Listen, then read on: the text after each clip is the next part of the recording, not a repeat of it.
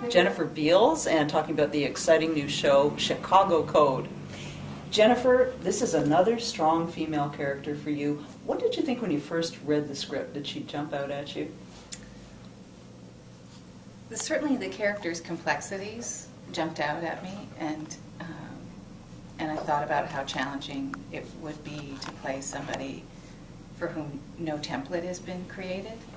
You know, she's the first female superintendent of the Chicago Police Department, and so therefore I had no real template for myself as an actor to draw on. So we were making things up quite a bit as we went along.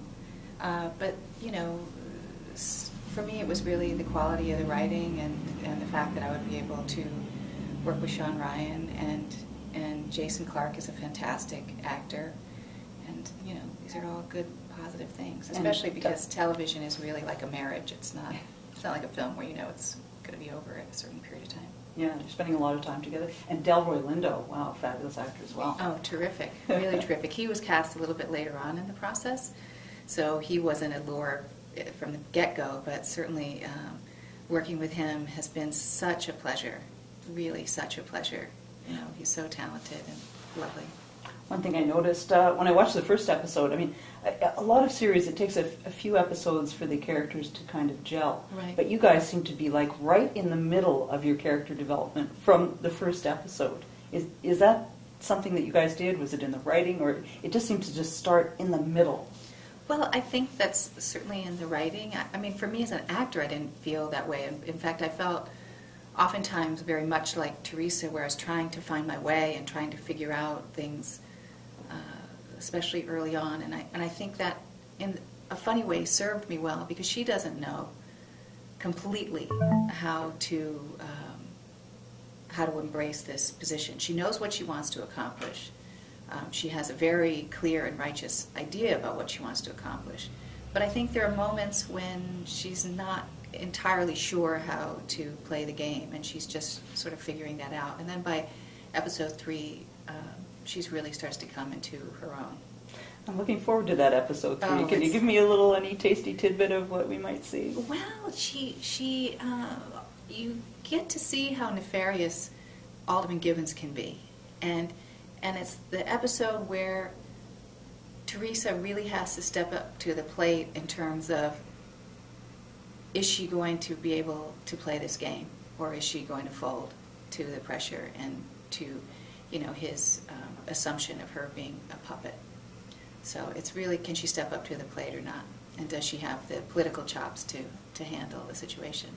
She's certainly got the strong moral core to want to do it. Yes, yeah, absolutely. And she's flawed, and I think that not extreme, but such a strong moral code, you know, belies something else that's going on with her. That there's, you know, this righteousness is something that comes at great cost, personal cost, that she's really given up her whole life for, you know, these causes of cleaning up corruption in City Hall, cleaning up crime in the street, cleaning up the corruption within her own department. She's given up her entire life for it, and I think there's a lot of pain underneath all of that righteousness and morality.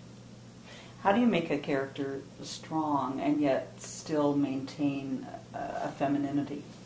That is what I ask myself each and every day, and that is what I struggled with each and every day. How do you do that without being perceived as weak, you know, in that position?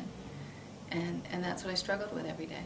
And it's probably what a lot of women who are in powerful positions struggle with every day as well. I think that's what a lot of women, period, struggle with, whether or not you're in a powerful position. Because anyone who's a mother is in a powerful position.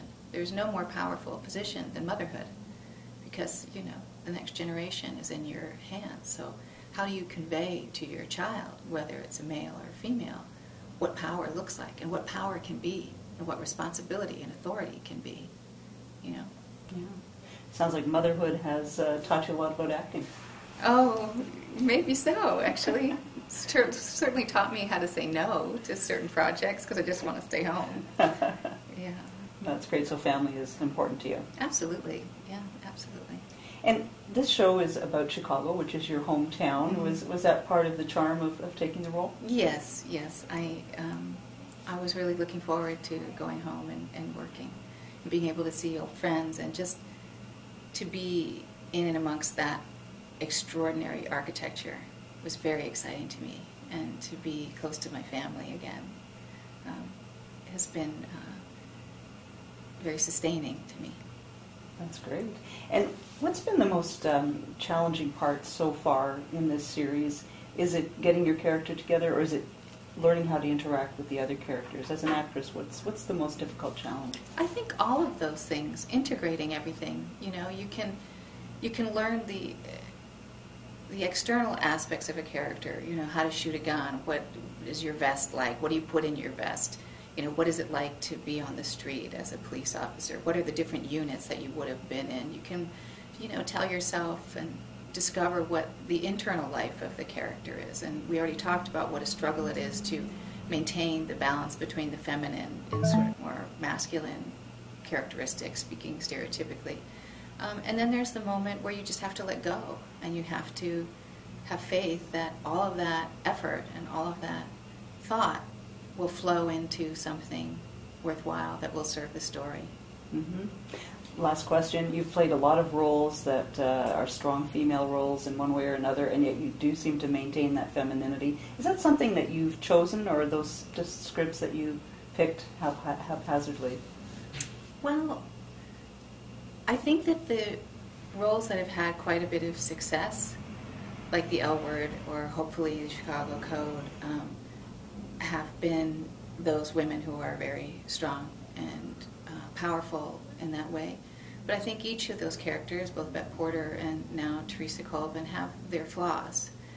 There are other projects that I've done, like Night for Dying Tigers, which was a film I shot in Vancouver last year, which I'm very, very proud of, where the character only comes into her strength at the very end of the film.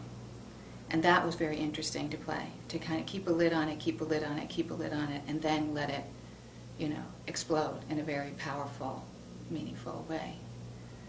And hopefully people will see the film, and because for me it was just a fantastic experience, that movie.